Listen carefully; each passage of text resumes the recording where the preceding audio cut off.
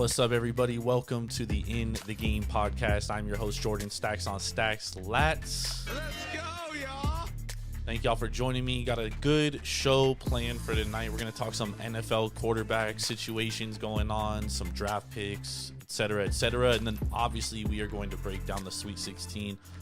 If you tapped in last week, we had a good run in the first round. So looking forward to doing that tonight. So let's just hop right into it. We got to talk this NFL quarterback situation. So last week before I came on, I didn't even talk about NFL, but if you tapped into any of the other shows, APR and Taproom Sports on Sunday, we talked about these quarterback scenarios going on. So Deshaun Watson gets traded to the Cleveland Browns in a surprising move. Last week we went on APR, Eddie and I, and as of the last tweet sent that night was Deshaun Watson's going to play for Atlanta. He told the Saints no. He told the Browns no. And then the next morning, Deshaun Watson signs a fully guaranteed deal with the Cleveland Browns. And I guess there's multiple reactions from this. I understand the people that are upset, that the Browns went out and traded for Deshaun Watson, gave him a fully guaranteed deal, basically all through a signing bonus, a $1.5 million salary this year. So if he does get suspended, it's not going to hurt him. And I say he does get suspended because I heard something very interesting today from Peter King, and he was kind of saying that a lot of people around the league are kind of upset with how the NFL has handled the Deshaun Watson situation. And he said, look, they could very well sit back this year and let all the civil cases play out and not suspend him this season, and then come back next year and suspend him, and then come to the Browns and say, hey, you can't renegotiate that deal. He played on a $1.5 million salary last year. This year, whatever is in his salary, he's not going to get because he is suspended. And I thought that was kind of interesting. I don't know if that's going to actually happen. I do think that he's going to get suspended because we've seen players like Ezekiel Elliott get suspended for less. We saw a similar situation with Ben Roethlisberger play out. He got suspended. So it's just it's an interesting situation. Obviously, when you look at it from the Browns' perspective, they've been looking to upgrade from Baker all offseason. We heard rumors that, a lot of different scenarios could have happened with them landing a different quarterback not named Baker Mayfield. And obviously, they reached out to Deshaun Watson early on, and then Baker Mayfield finds out about it, and he's saying, hey, I want to be traded now. I can't handle this. I don't want to play here any longer. Get me out of Cleveland. And the Browns said, fuck you, basically. And I think the biggest thing on his part and where he really messed up was that he said, I want to be traded to the Colts. Well, buddy, you don't have a no-trade clause. You don't get to decide where you're going to get traded to. And honestly, I don't think the Colts were really interested. They get a guy who's proven in Matt Ryan. You could say he's regressed or he's washed. He's 37 years old. But the fact is that the Colts have a much better offensive line. They have a much better run game. Atlanta was near the bottom of the league DVOA in rushing last year, one of the worst rushing teams in the country or in the NFL. And the Colts obviously have a much better defense too. And the Colts 2 years ago made the playoffs with Phillip Rivers, who I think at that time was physically regressed more than Matt Ryan has, if you will. So I think it was a good signing for Matt Ryan. They basically traded Matt Ryan for Carson Wentz, if you want to look at it that way. I don't know. 'Cause I do think that Carson Wentz, when he plays his best football, I do think that he still has a lot of talent there. I think after that Jacksonville game happened, I don't think Indy could have sold it to their fans that they move forward with that guy this year. So I understand it. But I also expect the Colts to make the playoffs this year, and they might honestly win that division because that roster is arguably the best roster in the AFC South, and the AFC is going to be a bloodbath. So that leaves us with Baker Mayfield in his market. And I guess we could also throw Jimmy G out there because he was rumored to be traded. And I said this on Taproom, obviously the shoulder concerns are there. He has that shoulder injury. It could very well have played a part in why he hasn't been traded yet. But it's hard for me to imagine with all this quarterback movement that nobody has reached out and asked the Niners, like, hey, like, what's it going to take to get Jimmy? Now, that could mean a couple of different things. It could mean, one, the Niners don't want to sell low on Jimmy. Or it could mean, two, that maybe they're not as sold on Trey Lance because there was the rumors of Brady going to the Niners, and we're now kind of putting the pieces together in the fact that, you know, Brady retired kind of to put pressure on the Buccaneers, hoping that maybe they'll release him. But you know, the Buccaneers didn't fold, didn't budge, and you know, Brady's gonna be playing for them. So, you know, maybe they don't necessarily trust Trey Lance yet. Now, it doesn't mean that Trey Lance won't start for them next year or at some point next year. But I just find it hard to believe that a team hasn't reached out and said, what is it going to take for us to get Jimmy G? And I guess a guy coming off shoulder surgery, if the Niners are still steadfast, because last year apparently it was reported to be said that they were asking for a first-round draft pick for Jimmy Garoppolo after they made the Trey Lance selection. And obviously they didn't move him, so no one probably gave him a first-round pick. And this year, either they're still sticking with that first-rounder, or who knows, maybe they're asking for a second-rounder. But, I mean, obviously the Colts traded for Matt Ryan for a lot less draft capital, and the Falcons are paying half of his salary. The Washington football team only traded, you know, a fourth-rounder, potentially a third-rounder for Carson Wentz. And then obviously the Broncos made a huge move for Russell Wilson, who's obviously an upgrade over Jimmy Garoppolo. So it leaves only, you know, basically one team out there without a quarterback, because Jameis re-signs with the Saints.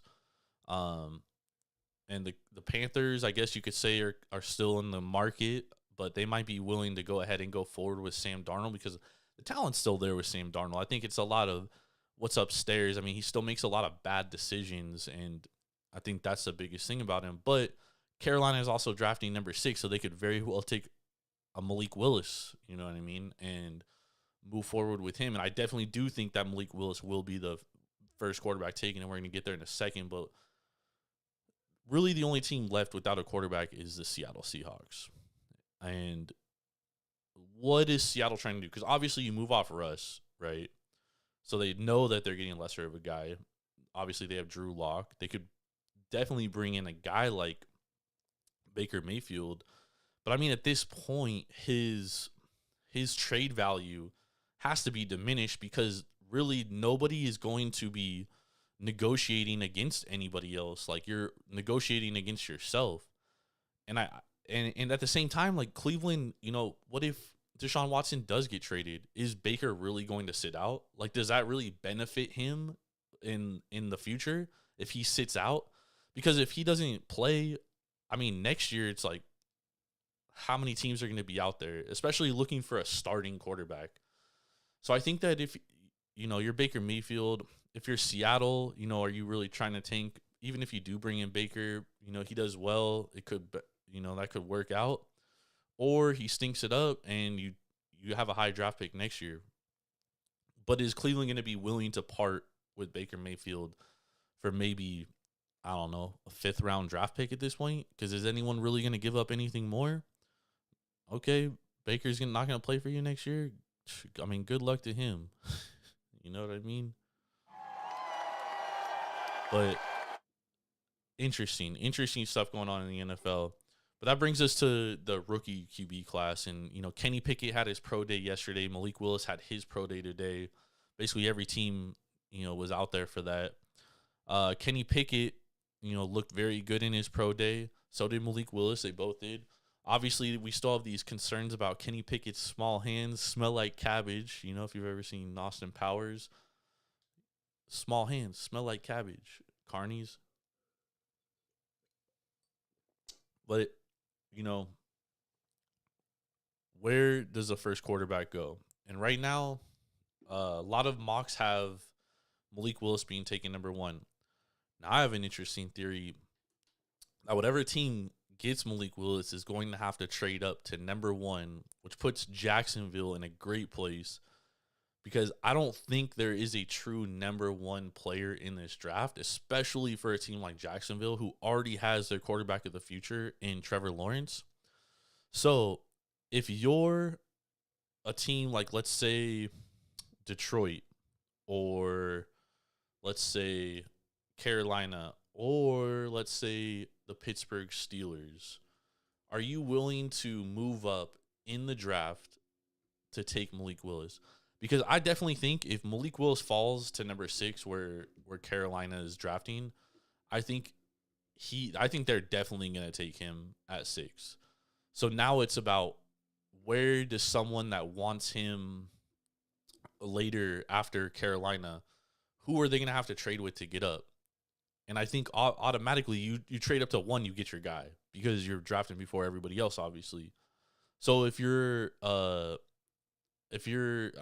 if you're Detroit, and unless, Jacksonville calls you and they're like, hey, if you want Malik Willis, Carolina has this on the table, like you can move up to number 1. That changes a lot of things. They probably also have to give up a lot less draft capital, because they're drafting number 2. But if you're, let's say, the Pittsburgh Steelers, and you don't even have a first round pick, like, are you willing to move future draft picks to move up number 1 to draft Malik Willis? It's interesting. If he falls to 6 and Carolina stays at 6, they're going to draft him. But I definitely think somebody is going to move up to draft him. Like, someone is absolutely moving up in the draft to draft him. Right now, according to DraftKings, Aiden Hutchinson minus 400 to go number 1 overall. Trying to get a date on these two. I didn't pull up. Malik Willis minus 175 first quarterback taken. All right, so these are updated. These are updated lines. Aiden Hutchinson minus 400 to go first overall. Ikem Ekwonu plus 800. Evan Neal plus 800. Kayvon Thibodeau plus 1,800. Let's see where we got the quarterbacks here. Malik Willis plus 4,000 to go number 1. So that's crazy odds right there. If you think someone could definitely jump ahead. But as far as first quarterback taken, Malik Willis minus 175 to be the first quarterback. Kenny Pickett number 2. Sam Howell number 3 plus 1,500. Matt Corral also plus 1,500. I definitely think that's the right order there for sure. I think Malik Willis is definitely going to be the first quarterback off the board. I think Matt Corral, if he wasn't hurt, because obviously he can't showcase his skill set right now because he's rehabbing a knee injury. So that obviously is going to set him back a little, but I absolutely think Matt Corral can be a starting quarterback in this draft. I mean, he was great at Ole Miss last year. Great arm, and he's a gamer, dude. Like, he's an absolute gamer, and I think that's admirable for a quarterback. But it's definitely interesting to keep an eye on these odds as we get closer to the draft, because obviously there's a lot of smoke screens that are going to come out. Teams are going to say they're interested in this player. I mean, we see this every year. Like, you look at these odds of players to be taken. 2 years ago with the wide receiver class, when it was Henry Ruggs and Jerry Jeudy, it was like, oh, which wide receiver is going to be the first overall taken? And Jerry Jeudy was the worst odds. It was minus 150, and it was Henry Ruggs that was the first wide receiver taken. So, I mean, a lot of these teams don't even show their hand. So you really got to pay attention to anything that happens before trades and stuff. But yeah, man, very much looking forward to the NFL draft. I'm going to take a quick break real quick, and then we're going to hop in and we're going to talk about the Sweet 16 and NCAA tournament. It's been a phenomenal tournament, so stay with me. I will be right back in 1 minute.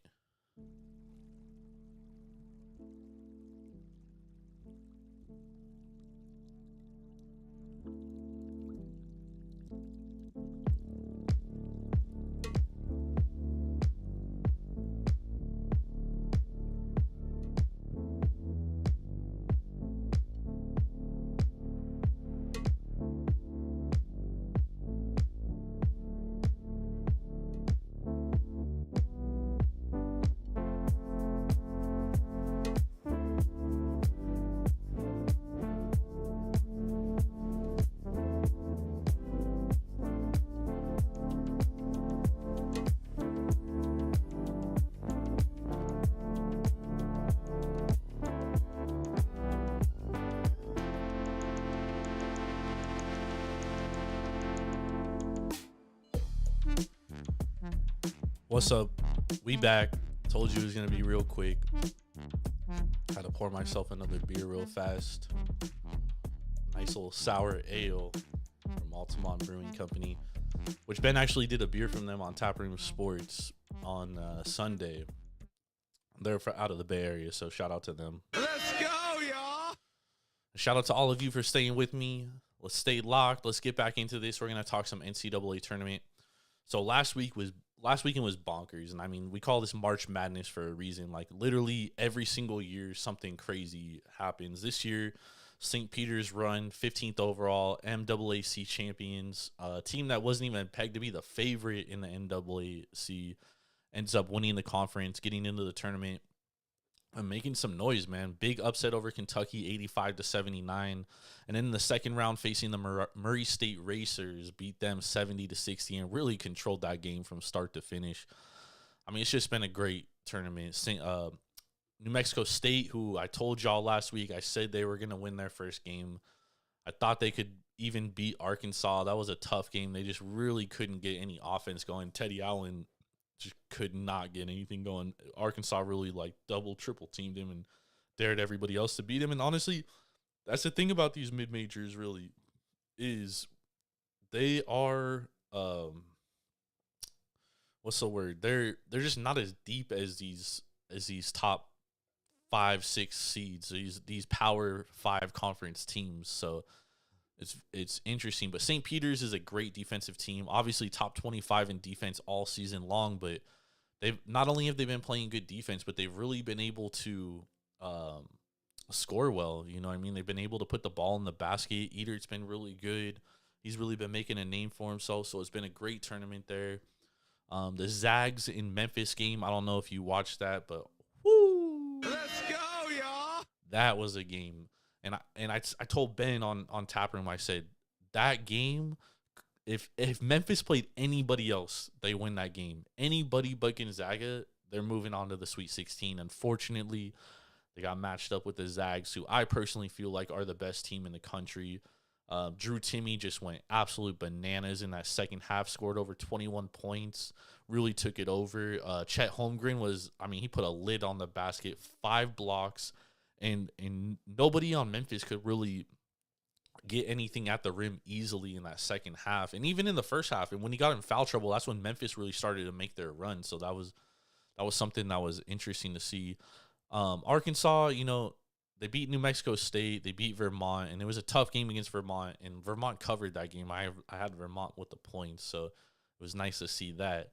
And I knew Vermont would give them trouble because Vermont's one of the best offenses in the country, top 50 offense in the nation. New Mexico State, though, I thought they could have pulled it out. They couldn't. I thought Teddy Allen was going to do it. Arkansas moved on. And then, obviously, Texas Tech, Duke, Michigan State. Michigan State shouldn't have even made it past the first day, but, beneficial calls. Arizona TCU game was crazy. Again, the officiating was very questionable there at the end.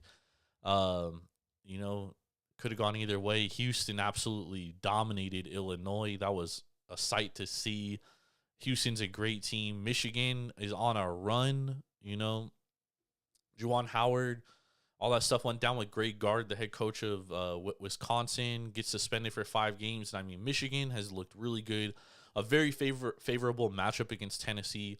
I thought maybe Ziegler and Kennedy Chandler could overcome, oh my God, what? Hunter Dickinson. Sorry, his name fucking. Boo. Hunter Dickinson. I thought they could kind of offset like their inability to stop him, but he really took that game over. They could not stop him. And then Villanova is Villanova, man, and you can never count them out. Jay Wright is the best coach in college. So here we are, Sweet 16, second week of the tournament. Let's go, y'all. You gotta love it. It's the best time of the year. And we're going to start out west. We're going to start Zaga versus Arkansas. This is a game that I took Zaga minus 8.5 when it opened. It moved to 9.5, got bet back down to 9, so we're right in between there. I think Zaga obviously is the better team. I do think this is the year that Zaga is going to cut the nets down. I think Mark Few gets over the hump this year. I just think Zaga is just just way too much. I mean, if you watch that game against Memphis in the second half, like Zaga was just pushing the ball down the court, made basket, missed basket. They were just pushing it down. And come like under 10 minutes, I mean, you saw a lot of the Memphis players were gassed, dude, hands on the knees, bending down, breathing heavy. I mean, Zaga just really took it to them, and they just got punched in the mouth. And I think that's going to be the difference here too, because Arkansas, they're not as talented offensively as Memphis. Arkansas is 314th in the country in three-pointers. They do play at a fast pace, though. They're 45th in pace, so they don't play as fast as Zaga, but they still do play quick. Obviously, I wouldn't even say they're a better team defensively than Memphis, especially the last 2 months. I would say Memphis is definitely a better team. But I just don't think Arkansas has the size and the depth to really navigate a game with Drew Timme and Chet Holmgren. And we kind of saw this with Texas and Purdue. Like those big Zach Edey, Travion Williams, like they just wore Texas down because Texas, their tallest player on that team was 6'9". And they only had two of those guys. And both those guys got in foul trouble very early on. And they just could not sustain guarding those two big guys throughout the whole course of the game. And I think the same thing is going to happen here. For a team to beat Zaga, they're going to have to get Chet and Timme into foul trouble early to get them off the court, because it's tough to double team either of those guys because they're both high level passers. Like you can't double Drew Timme in the post because he's going to be able to find the double team. And then on the flip side, Zaga shoots the three at 37%. So it's tough to double them because they're able to shoot the ball. Nemhard is a great shooter. Watson's been shooting the lights out. Rasir Bolton is one of the best 3-point shooters in the league, number 12 overall in 3-point field goal percentage. Julian Strother's really taken a step this year. So I like the Zags here. I like it minus the 9. If it goes to like, I think it's going to get bet higher, to be honest. I think by tip it's going to be like minus 10. At minus 10, I'd probably stay away or take Arkansas with the points. But I definitely do think that Gonzaga is going to win this game. And I think I wouldn't be shocked if Zaga won this game by 15-plus points. I do think that Musselman is a great coach. These guys are going to play hard. They're going to come prepared. So that's something to keep an eye on. But I do like Zaga with the points here. I think that's the only way to go, to be honest. And then the second game in the West, we got Texas Tech versus Duke. These games are being played in San Francisco Chase Center, by the way. And this is going to be a good matchup here.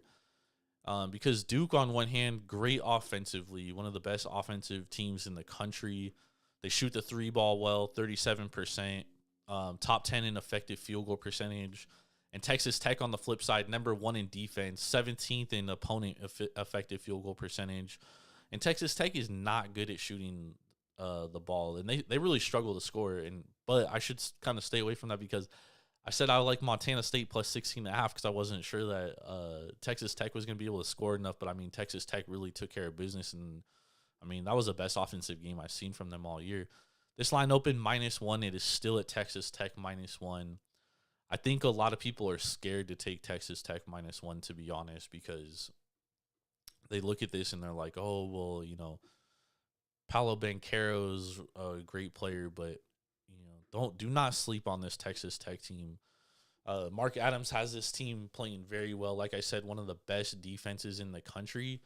And if you look at Duke and where they've struggled this year, I mean, they struggle against good defensive teams. Virginia Tech, Virginia, Florida State. Those are scrappy teams that really are. They're just scrappy teams, and that's how Texas Tech is, and they're better than all those teams at that.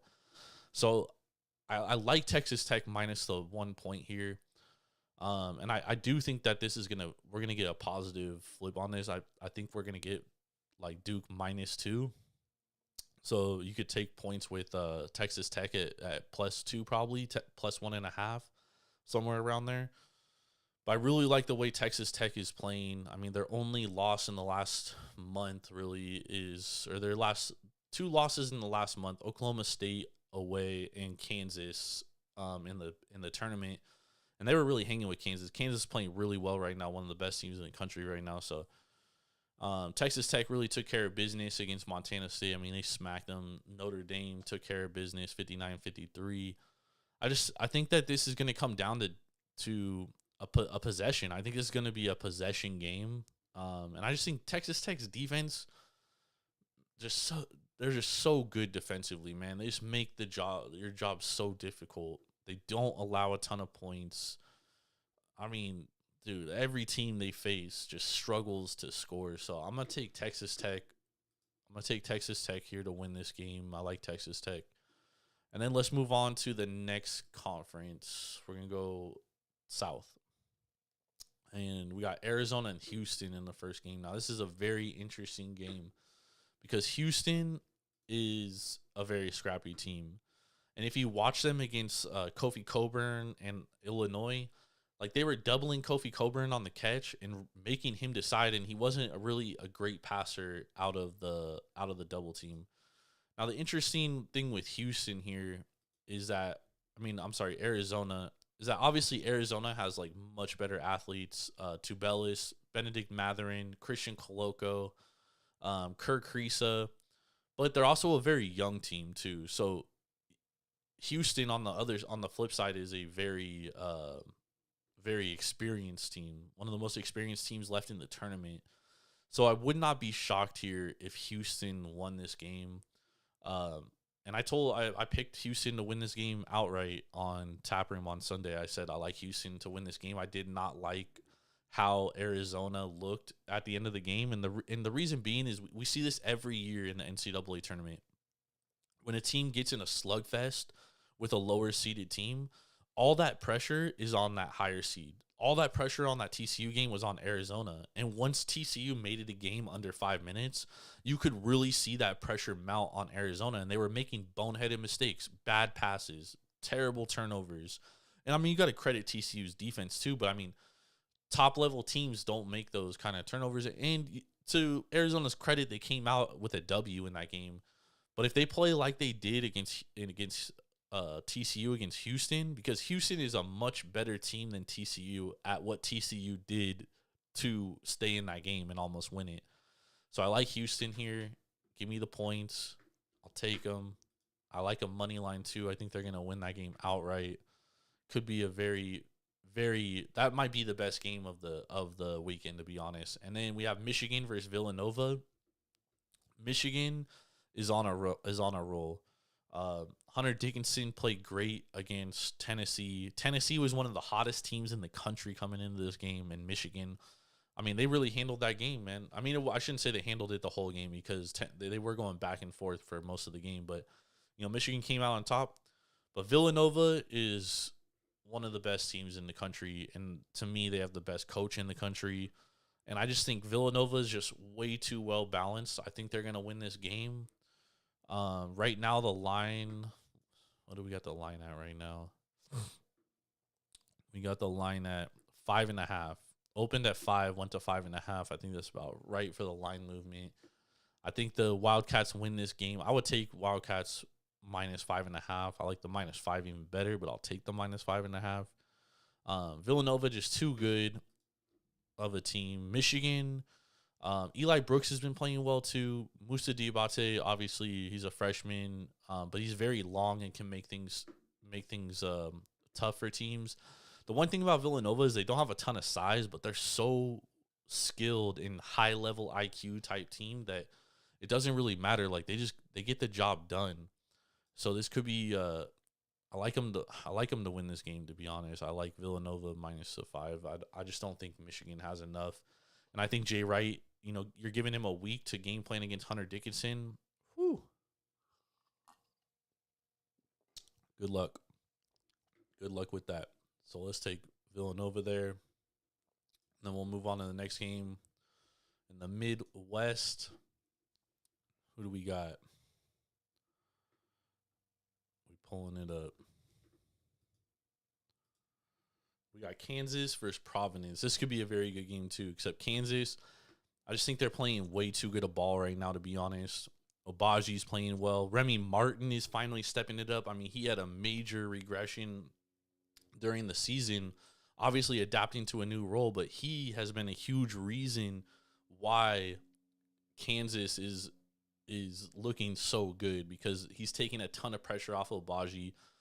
Again, this is a team with a lot of experience. They've been here. They're coached well. David McCormick has been great. I just think that Kansas has way too much. I think Providence, they got a good draw getting Richmond in that second round because I think Richmond, after playing 4 games in 4 days to win the A-10 tournament and then battling in that first round against Iowa, I thought they were kind of worn out a little bit. And now they have to face a team like Kansas who's well rested. Ooh, this one's going to be tough, man. Give me Kansas minus the points. What's our line looking like right now? We got it right now minus 7.5. Actually been bet down. I like Kansas here minus. I don't like that hook. I like Kansas though. They're definitely gonna win this game. I'd probably take the 7.5. Might wait on this to see if it gets bet down to 7. If it doesn't, I'd probably either buy points or I would stay away. But as of right now, I'm gonna take Providence plus the 7.5 points, but I like the Jayhawks to win this game. I'm taking a lot of chalk here, I know. Sorry. I just think when you get a week of rest and you get to game plan for a team, it makes things different. And then we got Miami versus Iowa State. Again, I think Miami's just so hot right now. They're just a tough team. They're gonna be a tough out for anyone, and Iowa State honestly shouldn't even be here. Like, they should have never even made the tournament. It's a joke that they made the tournament. I like Miami here. I just think they have too much. Isaiah Wong has been really good. Charlie Moore has been great too. Again, this is an experienced team. They do play small, but Iowa State, they're not huge by any stretch of the imagination. They're a pretty small team too. Miami just shoots the ball way too well.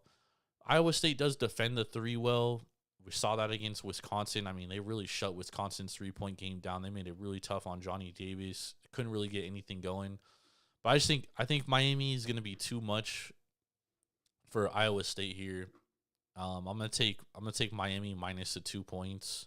This line actually opened Iowa State -1, has gone to Miami -2. I would actually take Iowa State plus the 2. That's way too much of a line movement. We're gonna fade the line movement. We're gonna take Iowa State +2.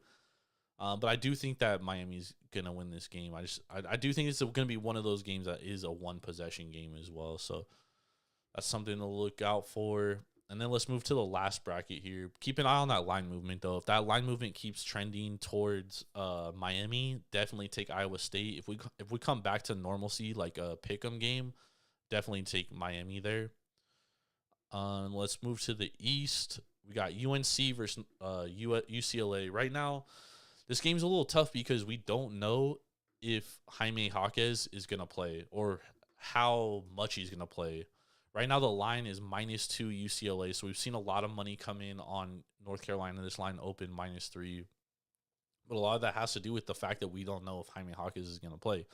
North Carolina is very hot right now. They probably did not want this tournament to stop for a week because that's one of those teams that was just rolling.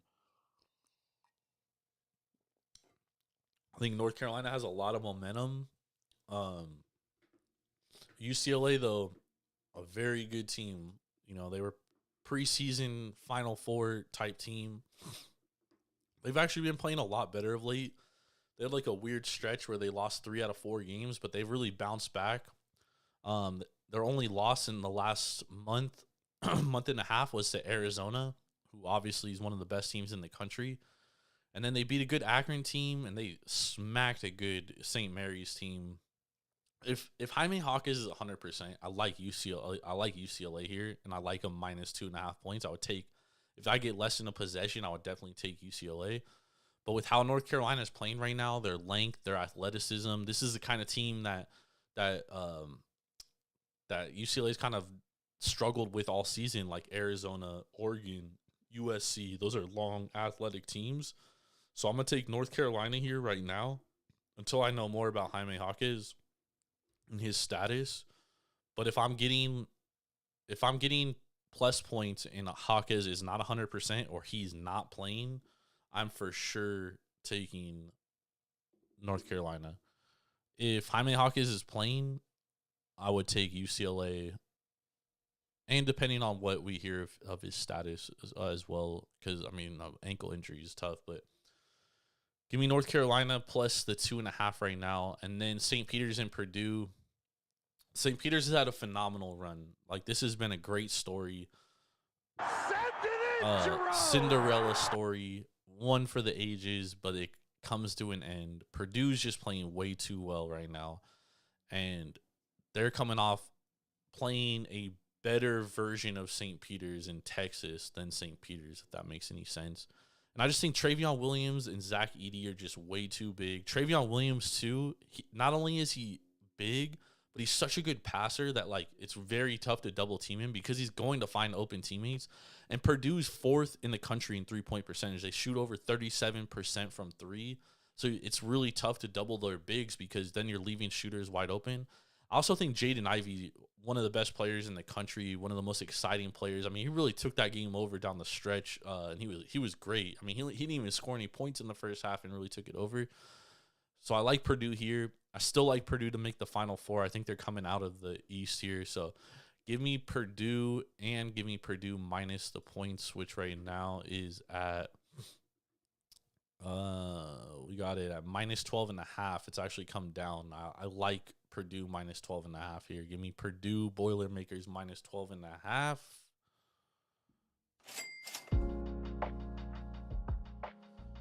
And that's the show. Thank y'all for joining. Thank y'all for tapping in with me. Next week, I'll likely have a guest on. We'll work on getting the guest because talking by myself for an hour is tough, man, and it's probably annoying. I can only imagine listening to me talk for an hour. Jesus. Woo. In the game. But thank y'all for joining me, man. I really appreciate y'all. Make sure to go to Tavour.com or download the Tavour app straight to your mobile device and use promo code Taproom for $10 off your first purchase of $25 or more. You can catch me on APR this week on Thursday. I'll be back tomorrow for wagers. We're going to be talking 2 games, breaking them down, getting our best bets out of those games. Very much looking forward to it. And then, of course, on Taproom Sports every Sunday with my man Big Ball and Ben Larson.